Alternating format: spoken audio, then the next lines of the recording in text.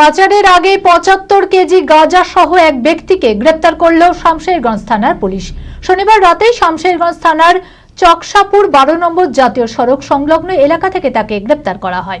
ধৃত ব্যক্তির নাম অশোক দাস। গাঁজা কারবারের সঙ্গে আর কারা কারা জড়িত রয়েছে তার তদন্ত শুরু করেছে পুলিশ। মানসিক স্বাস্থ্যের জন্য সবার আগে যে নামটি মনে ভেসে ওঠে, সুস্থ মনের ঠিকানা মনোবীক্ষণ। যোগাযোগ নাম্বার 7477799516। ফের শামশেরগঞ্জ থানার বড় সড় সাফল্য। এবার ৭৫ কেজি গাঁজা সহ এক ব্যক্তিকে গ্রেপ্তার করল জঙ্গিপুর পুলিশ জেলার অন্তর্গত শামশেরগঞ্জ থানার পুলিশ। শনিবার রাতে শামশেরগঞ্জ থানার চকসাপুর ১২ নম্বর জাতীয় সড়ক সংলগ্ন এলাকা থেকে গ্রেপ্তার করা হয় তাকে। ধৃত ব্যক্তির নাম অশোক দাস, বাড়ি কোচবিহার জেলা এলাকায়।